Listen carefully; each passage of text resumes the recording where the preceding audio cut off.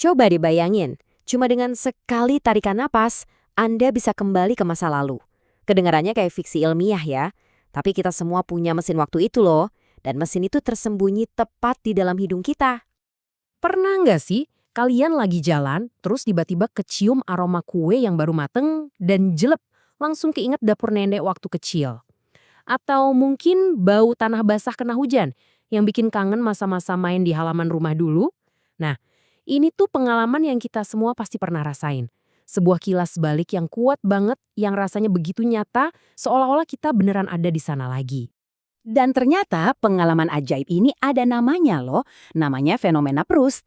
Diambil dari nama seorang novelis Prancis, Marcel Proust, yang nulis gimana aroma kue bisa bikin dia nostalgia berat sama masa kecilnya. Jadi ini bukan sekedar ingatan biasa ya, ini lebih kayak kita menghidupkan kembali sebuah momen lengkap dengan perasaan dan emosinya. Tapi pertanyaannya, kok bisa? Kenapa harus aroma? Kenapa bukan penglihatan atau suara yang punya kekuatan super kayak gini? Jawabannya ada di arsitektur otak kita yang super unik, semacam jalan pintas rahasia. Oke, gini deh.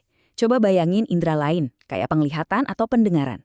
Sinyal dari mereka itu harus lewat resepsionis otak dulu yang namanya talamus. Tapi bau, wah beda cerita. Dia dapat perlakuan VIP. Sinyal bau ini langsung ambil jalan tol, gaspol ke bulbus olfaktori.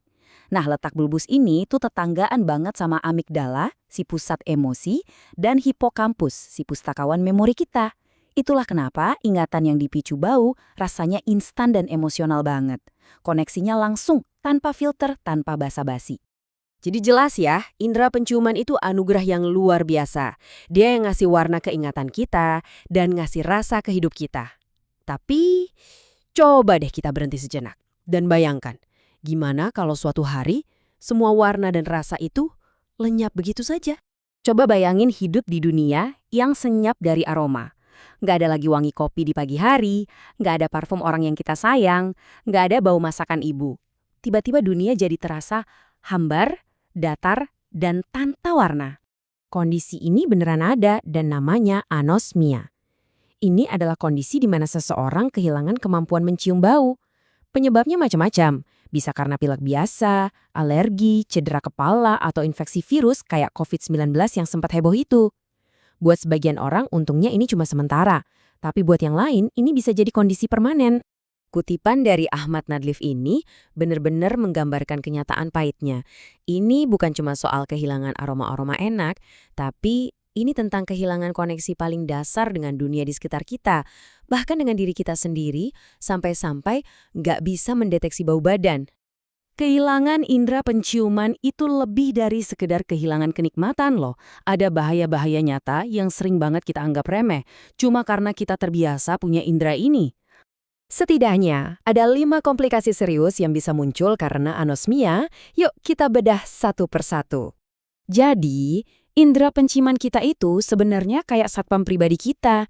Tanpa dia, kita jadi rentan sama bahaya. Misalnya, nggak sadar makanan udah basi, atau ada kebocoran gas. Makanan pun jadi hambar, yang bisa bikin malas makan dan akhirnya kurang gizi.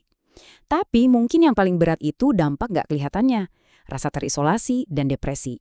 Karena kita kehilangan salah satu jembatan terkuat kita ke dunia, ke makanan, dan ke orang-orang yang kita cintai. Nah, ini contoh nyata gimana penderita anosmia harus beradaptasi. Mereka nggak bisa lagi ngandalin hidung buat deteksi asap kebakaran. Jadi mau nggak mau mereka harus sangat bergantung sama teknologi kayak alarm asap demi keselamatan. Ini benar-benar mengubah cara mereka menjalani hidup sehari-hari. Oke, setelah mendengar semua ini, mungkin rasanya agak suram ya. Tapi, apa ada harapan? Apa indera penciuman yang hilang itu bisa dilatih lagi? Tentu saja ada dalam banyak kasus, terutama yang disebabkan oleh virus, harapan itu ada. Ada sebuah metode yang namanya latihan penciuman atau olfactory training. Anggap aja ini kayak fisioterapi, tertib buat hidung Anda. Caranya tuh sebenarnya simple, tapi butuh banget konsistensi. Jadi, Anda pilih 4 aroma yang kuat dan beda-beda. Misalnya lemon yang segar, mawar yang wangi bunga, cengkeh yang khas rempah, dan kayu putih yang tajam. Terus, 2 kali sehari Anda hirup dalam-dalam setiap aroma itu selama sekitar 20 detik, sambil benar-benar fokus buat nginget-nginget lagi baunya. Latihan rutin ini bisa bantu merangsang dan membangun kembali jalur saraf yang mungkin rusak.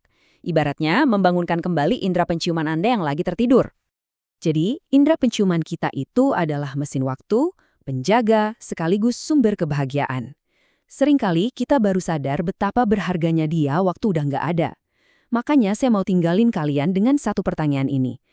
Aroma apa sih yang paling berharga buat hidup Anda? Bau apa yang paling Anda takutkan untuk lupakan? Mungkin hari ini, coba deh luangkan waktu sejenak, tarik nafas dalam-dalam, dan syukuri keajaiban yang ada tepat di bawah mata Anda itu.